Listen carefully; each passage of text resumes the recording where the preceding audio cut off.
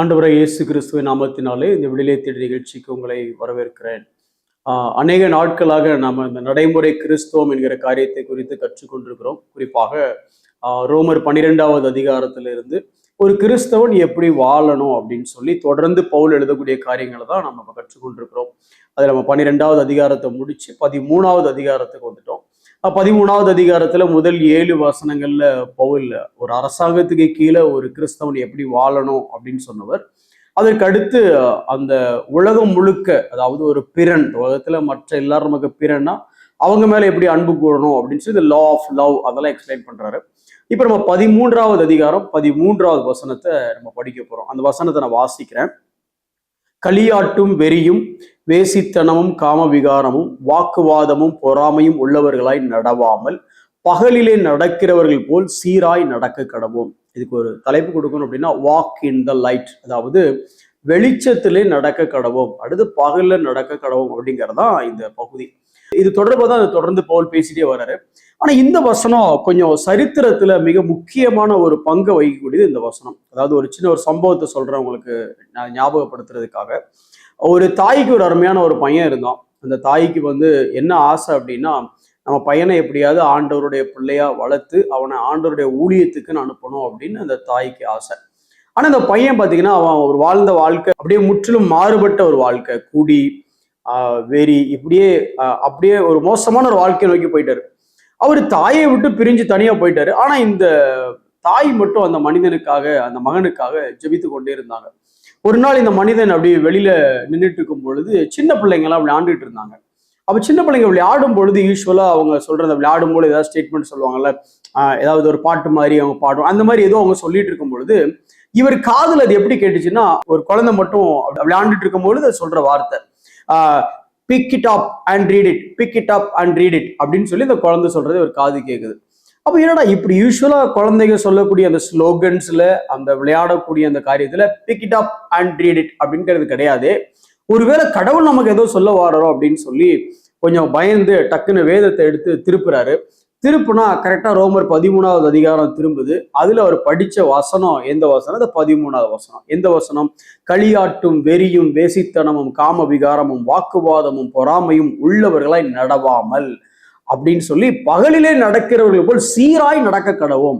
ஐயோ, ஒரு சீர்கெட்ட வாழ்க்கை நான் வாழ்ந்துட்டு இருக்கிறேனே அப்படின்னு சொல்லி இந்த வசனத்தை பார்த்ததுனால அவர் மனம் திரும்பி அவர் தேவனுடைய ஊழியக்காரரானார். அவர் பேரு செயின்ட் அகஸ்டின் அப்படின்னு சொல்லுவாங்க. இன்னைக்கு நம்ம சபையோடைய பல கோட்பாடுகள், அடிப்படை உபதேசங்களை சீரமைச்ச ஒரு மிகப்பெரிய ஒரு தேவ மனிதர். அதாவது அது எப்படி சொல்லலாம் அப்படின்னா, one of the most proficient அல்லது வெரி ஒண்டர்ஃபுல் ஆத்தர் அப்படின்னு சொல்லலாம். லத்தீன்ல அவர் எழுதின நிறைய புத்தகங்கள். அவர் எழுதின புத்தகத்துல பாத்தீங்க அப்படின்னா செயின்ட் அகஸ்டின்ஸ் கன்ஃபெஷன்ஸ் அப்படின்னு சொல்லுவாங்க. அதாவது செயின்ட் அகஸ்டினுடைய அறிக்கைகள், அதுவே ஒரு பெரிய புத்தகமா இருந்துச்சு. அதுக்கப்புறம் சிட்டி ஆஃப் காட் ஒரு புத்தகம் எழுதினாரு. அந்த புத்தகமே 22 புத்தகம். அந்த அளவுக்கு ஆரம்ப காலத்துல சபையினுடைய தகப்பன் அப்படின்னு கூட சொல்றாங்க. அந்த அளவுக்கு அந்த மனிதனுடைய வாழ்க்கையில இந்த ஒரு வசனம் வேலை செய்தது. அந்த வசனத்தை நம்ம படிச்சுட்டு இருக்கிறோம். இதுல முக்கியமா இந்த தலைப்பு எப்படி சொல்லுவோம்னா, லெட் அஸ் வாக், அதாவது ஒரு கிறிஸ்தவன் எப்படி நடக்க வேண்டும் என்று சொல்லி. நடக்கிறது அப்படிங்கிறதுனாலே எப்பெல்லாம் நீங்க பைபிள்ல வாக்குங்கிற வார்த்தையை நீங்க பாக்குறீங்களோ அப்போ அதை எப்படி புரிஞ்சு கொள்ளலாம் அப்படின்னா, it is talking about our day to day life. அனுதினமும் நாம் எப்படி இருக்க வேண்டும் என்கிற அந்த பதத்தை தான் ஒரே வார்த்தையில வாக் அப்படின்னு பயன்படுத்துறாங்க. அதாவது ஆங்கிலத்தில் எப்படி சொல்லுவாங்கன்னா, walk is the general term by which our Christian life is defined day to day. அதாவது ஒவ்வொரு நாட்களும் ஒரு கிறிஸ்தவனுடைய வாழ்க்கை எப்படி இருக்க வேண்டும் என்பதை வரையறுப்பதற்கான வார்த்தை தான் வாக். இன்னும் கொஞ்சம் அது அதிகமா சொல்லணும் அப்படின்னா, day by day how we have to be walked. ஒவ்வொரு நாளும் நம்ம எப்படி நடக்க வேண்டும் என்று சொல்லக்கூடிய அந்த பதம் தான் வாக். எதுக்கு இது அதிகமா சொல்றேங்கிறீங்களா? இப்ப இந்த இடத்துல ஒரு வார்த்தை வருதுல, வெளிச்சத்தின் பிள்ளைகளை நடந்து கொள்ளுங்கள் அப்படின்ட்டு. இந்த ஒரு இடத்துல மட்டுமா வருது? பைபிள்ல நிறைய இடத்துல, ஏறக்குறைய புதிய ஏற்பாடுல 10 தடவைக்கும் மேல இப்படி நடக்கணும் அப்படின்னு வருது. கொஞ்சம் வேகமா நான் சொல்றேன் பாருங்களேன் ஒவ்வொரு காரியமா. எபேசியர் 4வது அதிகாரம் 2-3 வசனம் நீங்க படிச்சு பார்த்தீங்க அப்படின்னு எப்படி இருக்குன்னா, நீங்கள் அழைக்கப்பட்ட அழைப்புக்கு பாத்திரவான்களை நடந்து, அப்ப என்ன அர்த்தம்? ஒவ்வொரு நாளும் நம்முடைய வாழ்க்கையில தேவன் நம்மை எதற்காக அழைத்தார், நம்மளுடைய பர்பஸ் என்ன, நம்மளை குறித்து தேவனுடைய திட்டம் என்ன, அதை நிறைவேற்றதான் அந்த உலகத்துக்கு வந்திருக்கிறேன். இப்ப நீங்க ரட்சிக்கப்பட்டிருக்கீங்க அப்படின்னா எபேசியர் 2வது அதிகாரம் 10வது வசனத்தை படிச்சீங்கன்னா நீங்க தேவனுடைய கை வேலையா இருக்கிறீங்க. சரி, மாஸ்டர் பீஸ். பட் என்ன பர்பஸ் அப்படின்னா, நீங்க என்ன செய்யணுங்கிறத முன்னே அவர் தீர்மானித்து அந்த கிரியைகளை செய்வதற்காகத்தான் உங்களை ரட்சித்திருக்கிறார். அதுதான் உங்களுடைய அழைப்பு. அப்படின்னா அந்த அழைப்புக்கு பாத்திரமான நடந்துட்டேனா, அல்லது இன்னைக்கு நான் செஞ்ச எல்லா காரியமும் என் அழைப்பை ஃபுல்ஃபில் பண்ணுதா அப்படின்னு பார்க்கணும். அழைப்புக்கு பாத்திரவான்களாய் நடவுங்கள்.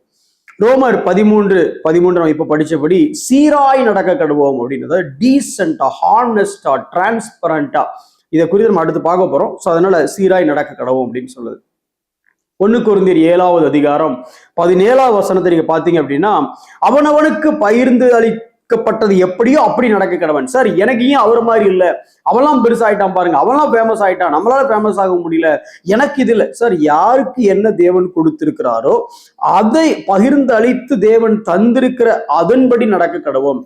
பரிசுத்தாவியனர் வரத்தை பத்தி பார்க்கும் பொழுது ஸ்பிரிட் ஆஃப் காட் அப்போர்ஷன்ட் அப்படின்னு வருது. அவனவனுக்கு தேவையான வரத்தை பரிசுத்தாவியனர் பகிர்ந்து அளிக்கிறாராம். ஆனா நம்ம என்ன பண்ணுவோம் அப்படின்னா, எங்களுக்கு இந்த வரம் வேணும் அப்படின்னா அதுக்கு ஏதாவது ஸ்கூல் இருக்கான்னு போய் சேர்ந்துடுறோம். அதுக்கும் ஸ்கூல் வேற நடத்துறாங்க, சரி விட்டுருங்க, அது நமக்கு வேண்டாம். பட் இங்க என்ன சொல்லுதுன்னா, அவனவனுக்கு பகிர்ந்து அளிக்கப்பட்டது எப்படியோ அப்படி நடவுங்கள் அப்படின்னு பவுல் எழுதுறாரு. 2 கொரிந்தியர் 5வது அதிகாரம் 6-7 வசனங்களை வாசிச்சு பார்த்தீங்க அப்படின்னா, வாக் இன் ஃபெய்த், விசுவாசித்து நடங்கள், தரிசித்து நடவாமல், பார்க்கிறத பார்த்து நடக்காம விசுவாசிச்சு நடவுங்கள் வசனம் சொல்லுது. எபேசியர் 2வது அதிகாரம் 10வது வசனம் ஏற்கனவே சொன்னால, நற்கிரியைகளை, உங்களுக்கு நீங்க செய்ய வேண்டிய நற்கிரியைகள் என்னவோ அதை செய்யும்படி நடங்க அப்படின்னு சொல்லி வேதம் சொல்கிறது. எபேசியர் 4வது அதிகாரம் 17வது வசனத்துல இந்த புரஜாதி இருக்கான் பாத்தியா, அவனுடைய வீணான சிந்தனையில அவன் நடப்பான், அவன் இஷ்டத்துக்கு நடப்பான். ஆனா நீ அவன மாதிரி நடந்துடாத. ஒரு மறுரூபமாக்கப்பட்ட அல்லது டிரான்ஸ்ஃபார்ம் பண்ணப்பட்ட கிறிஸ்துவின் சிந்தையை ஒத்த ஒரு சிந்தையை கொண்டு நீ நட, அவன மாதிரி நடக்காத அப்படின்னு சொல்லப்படுகிறது. 2 தெசலோனிக்கர் 3வது அதிகாரம் 6வது வசனத்தை பாத்தீங்கன்னா, ஒருவேளை அவன் கூட இருக்கிற ஒரு சகோதரனை ஒழுங்கற்று போயிட்டான், அவன் சரியா இல்லை, அவன் வழி விலகி போயிட்டான், அவன் மட்டும் அப்படி போறான், நான் ஏன் போகக்கூடாது அப்படின்னு சொல்லி நடந்துடாதப்பா. ஒழுங்கற்று நடக்கிற எந்த சகோதரனையும் விட்டுட்டு நீ சரியான வழியில நட, வாக் செப்பரேட்லி அப்படின்னு சொல்லுது. எபேசியர் 5:2வது வசனம் 3வது வசனத்தை படிச்சீங்கன்னா நம்ம ரொம்ப தெரிஞ்சது, அன்பிலே நடந்து கொள்ளுங்கள் அப்படின்னா, இந்த உலகத்துல எதனை செஞ்சாலும் அன்பிலே நடக்கிறதுனால டே டு லைஃப்னு சொல்லிட்டேன். அப்போ டே டு லைஃப்ல நான் சொன்ன காரியமா இருக்கட்டும், நான் செய்த காரியமா இருக்கட்டும், எல்லாத்துக்குமே ரூட் காஸ், அடிப்படை அன்பா இருக்குதா?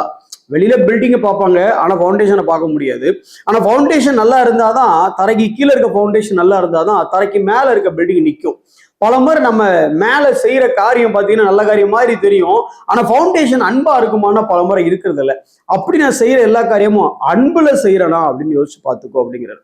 எபேசியர் 5வது அதிகாரம் 8-9 வெளிச்சத்தின் பிள்ளைகளாய் நடந்து கொள்ளுங்கள் அப்படின்னா, பி டிரான்ஸ்பரண்ட். அதாவது இப்போ வெளிச்சத்தில் இருக்கிற நான் ஏதாவது ஒரு காரியத்தை செஞ்சேன்னா, இன்னொருத்த வெளிச்சத்தில் இருக்கிறவனும் நான் என்ன செய்யறேன்னு பார்க்க முடியும். இன்னொருத்த இருட்டிலவே இருந்தா கூட நான் என்ன செய்யறேங்கிறது அவனுக்கு தெரியும். இன்ஃபேக்ட் வெளிச்சத்துல இருக்கிற எனக்கு இருட்டுல இருக்கிறவன் என்ன செய்யறான்னு தெரியாது. ஆனா இருட்டுல இருக்கிறவனுக்கு வெளிச்சத்துல உட்கார்ந்து நான் என்ன பண்றேங்கிறதும் அவனுக்கு தெரியும்.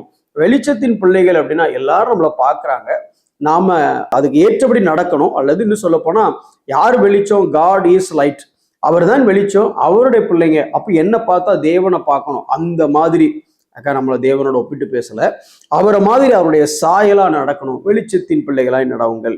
இன்னும் எபேசியர் 5வது அதிகாரம் 15-16 வாசிங்க அப்படின்னா, ஞானம் உள்ளவர்களை போல கவனமாய் நடந்து கொள்ளணும்.